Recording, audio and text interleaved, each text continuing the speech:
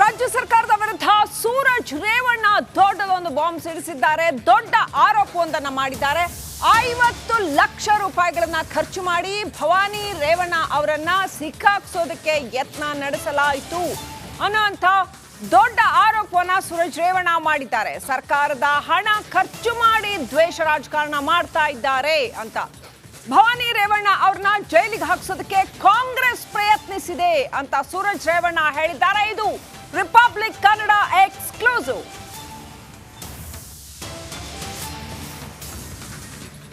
ಮಹಿಳೆಯರ ವಿರುದ್ಧ ದೌರ್ಜನ್ಯದ ಆರೋಪದ ಪ್ರಕರಣಕ್ಕೆ ಸಂಬಂಧಪಟ್ಟಂತೆ ಪಾಪ ರೇವಣ್ಣ ಅವ್ರದ್ದು ಏನೂ ಸಂಬಂಧ ಇಲ್ಲ ಅಂತ ಸೂರಜ್ ರೇವಣ್ಣ ಮಾತನಾಡಿದ್ದಾರೆ. ಅಂಥವ್ರನ್ನ ತಗೊಂಡ್ಬಂದು ಜೈಲಿಗೆ ಹಾಕ್ಸಿದ್ರು ಅಂತ ಮಾತನಾಡಿದ್ದಾರೆ. ನಮ್ಮ ತಾಯಿನೂ ಜೈಲಿಗೆ ಹಾಕ್ಸೋಕ್ ಪ್ರಯತ್ನ ಪಟ್ರು, ಅದೇ ಹಗರಣದಲ್ಲಿ ಬಡವರಿಗೆ ಕೆಲಸ ಮಾಡ್ಕೊಡಕ್ಕಾಗಲ್ವಾ ಅಂತ ಸೂರಜ್ ರೇವಣ್ಣ ಪ್ರಶ್ನೆ ಮಾಡಿದ್ದಾರೆ. ಸೂರಜ್ ರೇವಣ್ಣ ಎಕ್ಸ್ಕ್ಲೂಸಿವ್ ಆಗಿ ರಿಪಬ್ಲಿಕ್ ಕನ್ನಡಕ್ಕೆ ಮಾತನಾಡಿದ್ದಾರೆ. ಅವರ ವಿರುದ್ಧದ ಈಗ ರೇವಣ್ಣ ಮತ್ತು ಪ್ರಜ್ವಲ್ ರೇವಣ್ಣ ವಿರುದ್ಧ ಚಾರ್ಜ್ ಶೀಟ್ ಸಲ್ಲಿಕೆಯಾಗಿದೆ. ಈ ಸಂದರ್ಭದಲ್ಲಿ ಸೂರಜ್ ರೇವಣ್ಣ ಮಾತನಾಡಿದ್ದಾರೆ.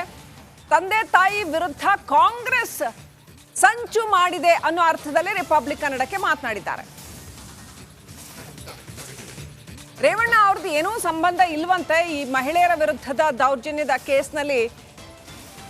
ಎಚ್ ಡಿ ರೇವಣ್ಣ ಅವ್ರನ್ನ ಸುಮ್ಮನೆ ಸಿಲುಕಿಸಲಾಗಿದೆ ಅನ್ನುವಂಥದ್ದು ಸೂರಜ್ ರೇವಣ್ಣ ವಾದ. ಹಾಗೇನೆ ನಮ್ಮ ತಾಯಿನೂ ಕೂಡ ಜೈಲಿಗೆ ಹಾಕ್ಸೋದಕ್ಕೆ ಪ್ರಯತ್ನ ಪಟ್ರು ಅಂತ ಸಂಚು ಮಾಡಿದ್ರು ಅನ್ನೋ ಅರ್ಥದಲ್ಲಿ ಮಾತನಾಡಿದ್ದಾರೆ. ಸೊ ಏನೆಲ್ಲ ಹೇಳಿದ್ರು ರಿಪಬ್ಲಿಕ್ ಕನ್ನಡಕ್ಕೆ ನೋಡೋಣ ಬನ್ನಿ.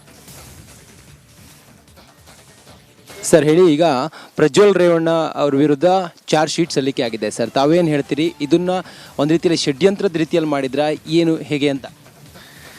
ನಾನು ಇನ್ವೆಸ್ಟಿಗೇಷನ್ ಆಫೀಸರ್ ಅಲ್ಲ, ನಾನೇನು ಅಯ್ಯೋ ಅಲ್ಲ, ನಾನು ಯಾವ ಲಾಯರು ಅಲ್ಲ, ಯಾವ ಜಡ್ಜು ಅಲ್ಲ. ಈಗ ಪ್ರಜ್ವಲ್ ರೇವಣ್ಣ ಅವ್ರ ಕೇಸು ನ್ಯಾಯಾಲಯದಲ್ಲಿ ಇದೆ. ನ್ಯಾಯಾಲಯದಲ್ಲಿ ನಮಗೆ ನ್ಯಾಯಾಂಗ ನಮ್ಮ ಕಾನೂನು ವ್ಯವಸ್ಥೆ ಮೇಲೆ ನಮಗೆ ವಿಶ್ವಾಸ ಇದೆ. ಅದು ಒಳ್ಳೆಯ ರೀತಿ ಅದೇನು ಇತ್ಯರ್ಥ ಆಗಬೇಕೋ ಅದಾಗುತ್ತೆ. ಇವತ್ತೇನು ರಾಜಕೀಯವಾಗಿ ಇವತ್ತು ಪ್ರಜ್ವಲ್ ರೇವಣ್ಣವ್ರನ್ನಾಗ್ಬೋದು ಅಥವಾ ನಮ್ಮನ್ನಾಗ್ಬೋದು ಇವತ್ತು ಉದ್ದೇಶಿಸಿ ಇಷ್ಟೆಲ್ಲ ಷಡ್ಯಂತ್ರಗಳನ್ನ ರೂಪಿಸಿ ಇಷ್ಟೆಲ್ಲ ಒಂದು ಕುತಂತ್ರಗಳನ್ನ ಮಾಡ್ತಾ ಇದ್ದಾರೆ. ಅದಕ್ಕೆಲ್ಲ ಒಂದು ಸರಿಯಾದ ರೀತಿಯಲ್ಲಿ ಒಂದು ಉತ್ತರನ ನಾವಾಗ್ಬೋದು, ರೇವಣ್ಣ ಸಾಹೇಬ್ರಾಗ್ಬೋದು ಮುಂದಿನ ದಿನಗಳಲ್ಲಿ ಕೊಡ್ತೀವಿ ಅಂತ ಹೇಳ್ತಾ, ರೇವಣ್ಣ ಸಾಹೇಬ್ರ ಮೇಲೂ ಪಾಪ ಏನು ಅವ್ರಿಗೇನು ರೋಲೇ ಇಲ್ಲ ಅವ್ರದ್ದು. ಸೊ ಅವ್ರು ಯಾವ ವಿಷಯ ಅವ್ರಿಗೆ ಸಂಬಂಧನೇ ಇಲ್ಲ ಅಂತವನ್ನೆಲ್ಲ ಇವತ್ತು ಮಂದಿ ಜೈಲಿಗೆ ಹಾಕ್ಸಿ ಬೇಕು ಅಂತ ಇವತ್ತು ನಮ್ಮ ತಾಯಿಯವ್ರನ್ನೂ ಜೈಲಿಗೆ ಹಾಕ್ಸೋಕ್ಕೋಸ್ಕರ ಸುಪ್ರೀಂ ಕೋರ್ಟಲ್ಲಿ ಸರ್ಕಾರದ ಎಕ್ಸ್ಚೆಕ್ಕರ್ ಸರ್ಕಾರದ 50 ಲಕ್ಷನ ಇವತ್ತು ಸುಮ್ಮನೆ ದುರುಪಯೋಗ ಮಾಡಿ ಇವತ್ತು ಎಷ್ಟು ಬಡವ್ರ ಕೆಲಸ ಮಾಡೋಕ್ಕಾಗ್ತಿರ್ಲೋ, ಡೆವಲಪ್ಮೆಂಟ್ ಮಾಡೋಕ್ಕಾಗಲ್ವಾ?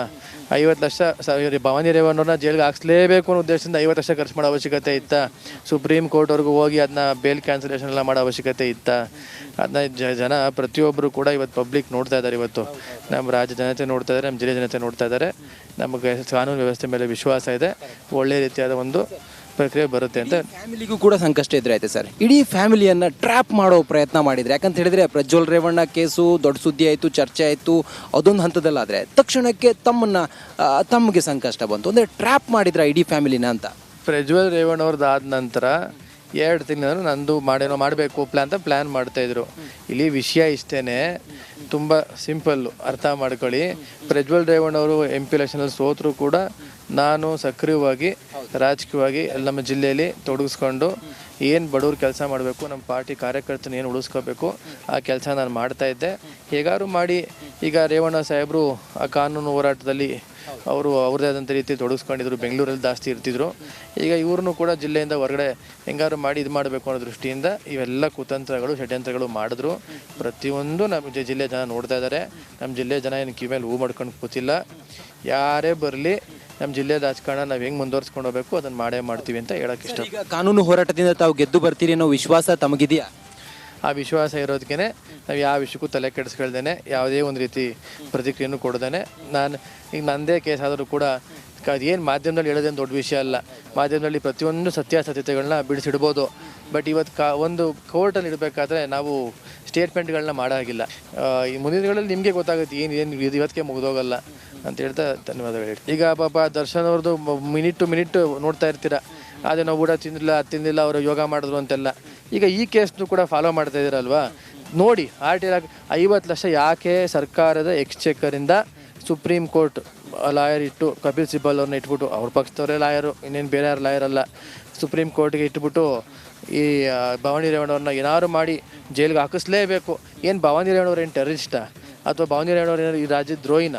ಏನು ಭವಾನಿ ರೇವಣ್ಣವ್ರಿಗೆ ಏನು ಅಂಥದ್ದೇನು ಮಾಡಿದ್ದಾರೆ ಭವಾನಿ ರೇವಣ್ಣವರು? ಅಲ್ಲ ಅಂತ ನಾನು ಕೇಳ್ತಾ ಇರೋದು ಅಂಥದ್ದೇನು ಮಾಡಿದ್ದಾರೆ? ಇಷ್ಟೇ ಉದ್ದೇಶ. ನಮ್ಮ ಕುಟುಂಬನ ಈ ಸರ್ಕಾರ ಯಾವ ಮಟ್ಟಿಗೆ ಟಾರ್ಗೆಟ್ ಮಾಡಿದೆ ಈಗ ಒಂದು ಸಮಾಜನೂ ಅರ್ಥ ಮಾಡ್ಕೊಳ್ಳುತ್ತೆ, ನಮ್ಮ ರಾಜ್ಯ ಜನನೂ ಕೂಡ ನೋಡ್ತಾ ಇದ್ದಾರೆ.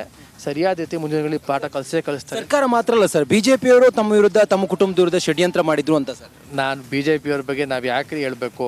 ಈಗ ಅವು ಏನಾದ್ರು ಒಂದು ವಿಷಯ ಇದ್ರೆ ನಾವು ಇಂಥದ್ದು ಹಿಂಗೆ ಹೇಳ್ಬೇಕು. ಈ ವಿಷಯ ಇಲ್ಲದೆ ಇರ್ಬೇಕಾದ್ರೆ ನಾವು ಯಾಕೆ ಅದ್ರ ಬಗ್ಗೆ ಪ್ರತಿಕ್ರಿಯೆ ಕೊಡೋಕೋಬೇಕು?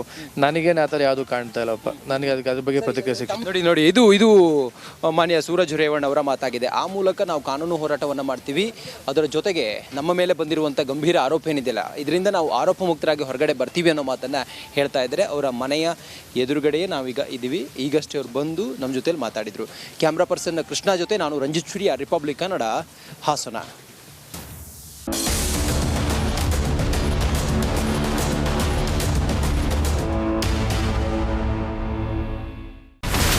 ಇಲ್ಲಿರುವಂತ ಈ ಒಂದು ಗುಡ್ಡ ಕುಸಿದ ಪರಿಣಾಮ ಯಾವ ರೀತಿಯಾಗಿತ್ತು ಅಂತಂದ್ರೆ, ಗಂಗಾವಳಿ ನದಿ ಪಕ್ಕದಲ್ಲಿರುವಂತಹ ಉಳುವರ್ ಎನ್ನುವ ಗ್ರಾಮ ಸಂಪೂರ್ಣವಾಗಿ ಇವತ್ತು ನಾಶ ಆಗಿದೆ.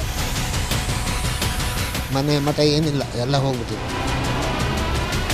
ಇವತ್ತು ರಿಪಬ್ಲಿಕ್ ಕನ್ನಡ ಮಾಡಿದಂತ ಒಂದು ವರದಿಯಿಂದಾಗಿ ಎಚ್ಚೆತ್ತುಕೊಳ್ಳುವಂತ ಕೆಲಸ ಸರ್ಕಾರ ಮಾಡಿದೆ, ಸಚಿವರು ಕೂಡ ಮಾಡಿದ್ದಾರೆ. 2 ಗಂಟೆಗೆ ಸುದ್ದಿ ಮೂಡಿಸಿದ್ದು 6 ಗಂಟೆಗೆ ಎಲ್ಲ ಸಚಿವರು ಮಿನಿಸ್ಟರ್ ಎಲ್ಲ ಬಂದು ಇಲ್ಲಿ ನೋಡೋಗಿದ್ದಾರೆ. ಎಲ್ಲಾ ಜನರಿಗೂ 1,20,000 ಮತ್ತೆ ಅವರಿಗೆ ಮನೆಗೆ 5 ಲಕ್ಷ. ಈ ಸುದ್ದಿಯನ್ನ ಎಲ್ಲ ಒಂದು ಅಧಿಕಾರಿಗಳಿಗೆ ಮೂಡಿಸಿದ್ದಕ್ಕಾಗಿ ರಿಪಬ್ಲಿಕ್ ಕನ್ನಡ ಟಿವಿಗೆ ಧನ್ಯವಾದ ಹೇಳಿ ಇಷ್ಟಪಡ್ತೇವೆ. ಮನೆನೂ ಕೊಡ್ತೇವೆ, ಮಕ್ಕಳ ಶಿಕ್ಷಣಕ್ಕೆ ತೊಂದರೆ ಆಗದೆ ಇದ್ದಂಗೆ ಹೆಲ್ಪ್ ಮಾಡ್ತೇವೆ. 1,20,000 ಮನೆ ಯಾರ್ದ್ರ ಡ್ಯಾಮೇಜ್ ಆಗಿದೆ ಅದನ್ನ ಕೊಡ್ತೀವಿ ಅಂತ ಒಪ್ಕೊಂಡಿದ್ದಾರೆ. ನಮ್ಮ ಕಷ್ಟಕ್ಕೆ ನೀವು ರಿಪಬ್ಲಿಕ್ ಕನ್ನಡದವರಾದಂತ ನೀವು ನೆರವಾಗಿರ್ತ ನಾವು ನಂಬಿದ್ದೇವೆ. ಅವರಿಗೆ ಸೂರನ್ನ ಕಲ್ಪಿಸಿಕೊಡೋವರೆಗೂ ಕೂಡ ರಿಪಬ್ಲಿಕ್ ಕನ್ನಡ ಅವರಿಗೆ ಧ್ವನಿಯಾಗಿ ನಿಲ್ಲುವಂತ ಕೆಲಸವನ್ನ ಮಾಡುತ್ತೆ.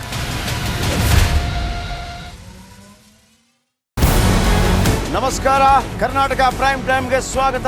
ನಾನು ಜಯಪ್ರಕಾಶ್ ಶೆಟ್ಟಿ. ಇಡೀ ಕರ್ನಾಡು ಇವತ್ತು ರೆಬೆಲ್ ಆಗಿ ನಿಂತಿದೆ. ಈ ಹಗರಣಗಳನ್ನು ಸದನದಲ್ಲಿ ಪ್ರಸ್ತಾಪ ಮಾಡಲು ಕೂಡ ಕಾಂಗ್ರೆಸ್ ಹಿಂದೇಟು ಹಾಕಿದ್ದೇಕೆ? ನಿಮ್ಗೆ ಸಂಬಳ ಅದಕ್ಕೆ, ನಿಮಗೆ ವಾಹನ ಅದಕ್ಕೆ, ನಿಮಗೆ ವೆಪನ್ ಅದಕ್ಕೆ, ನೀವು ಅದನ್ನು ಸೆರೆ ಹಿಡಬೇಕಾಗಿತ್ತು. ನೀವು ವಿದ್ಯುತ್ ಬರ ಇದೆ ಅಂತ ಹೇಳ್ತಾ ಇದ್ದೀರಿ, ಎಲ್ಲಿ ಬರ ಇದೆ ನೀವು ಹೇಳಬೇಕು. ಪಾಕಿಸ್ತಾನ್ ಆಕ್ಯುಪೈಡ್ ಕಾಶ್ಮೀರ್ ಅದು ಎಂದೆಂದಿಗೂ ನಮ್ಮದು. 40 ಮೆಷಿನ್ಗಳು ತಂದಿತ್ತು ನೋಟ್ ಎಣಿಸುವುದಕ್ಕೆ, ಅದೇ ಹಾಳಾಗಿದೆ. ಮಥುರಾದ ಗಲಾಟೆ ಇದೆಯಲ್ಲ, ಅದು ಸ್ಥಳೀಯವಾಗಿ ಕೂತು ಪರಿಹರಿಸಬಹುದಾದಂಥ ಕಾನೂನಿದೆ. ಗ್ಯಾರಂಟಿ ಯೋಜನೆಯಿಂದ ನಷ್ಟ ಆಗಿದೆ, ಲಾಭ ಆಗಿದೆ, ದಯವಿಟ್ಟು ಹೇಳಿ. Dawood Ibrahim most wanted criminal ಯಾವಾಗಾದ ಅಂದರೆ ಇಲ್ಲಿ ತನಕ ಭಾರತ ದೇಶದಲ್ಲಿ ಓರ್ವ ದಲಿತ ಪ್ರಧಾನಿಯಾದಂಥ ಇತಿಹಾಸವೇ ಇಲ್ಲ. ರಿಪಬ್ಲಿಕ್ ವರ್ಲ್ಡ್ ಆಪ್ ಇದು ಕೇವಲ ಅಪ್ಲಿಕೇಶನ್ ಅಲ್ಲ, ಸಮಗ್ರ ಸುದ್ದಿಗಳ ಸಂಪರ್ಕ ಮಾರ್ಗಕ್ಕೆ ಕ್ರಾಂತಿಕಾರಿ ಬದಲಾವಣೆ. ರಿಪಬ್ಲಿಕ್ ವರ್ಲ್ಡ್ ಆಪ್ ಕೇವಲ ಸುದ್ದಿ ಅಪ್ಲಿಕೇಶನ್ ಅನ್ನ ಪರಿಚಯ ಮಾಡ್ತಾ ಇಲ್ಲ, ಬದಲಾಗಿ ಡಿಜಿಟಲ್ ಸುದ್ದಿ ಬಳಕೆಯ ಹೊಸ ಯುಗಕ್ಕೆ ನಾಂದಿ ಹಾಡ್ತಾ ಇದೆ. ಇದೊಂದು ಬ್ರೇಕಿಂಗ್ ನ್ಯೂಸ್, ಪ್ರಭಾವಶಾಲಿ ಕಾರ್ಯಕ್ರಮಗಳಿಗೆ ಗಟ್ಟಿಯಾದ ವೇದಿಕೆ. ರಿಪಬ್ಲಿಕ್ ವರ್ಲ್ಡ್ ಅಪ್ಲಿಕೇಶನ್ ಈಗ ಲೈವ್ ಆಗಿದೆ. ಗೂಗಲ್ ಪ್ಲೇ ಸ್ಟೋರ್ ಮತ್ತು ಆಪಲ್ ಆಪ್ ಸ್ಟೋರ್ ಎರಡರಲ್ಲೂ ಲಭ್ಯವಿದೆ. ಈಗಲೇ ಡೌನ್ಲೋಡ್ ಮಾಡಿ.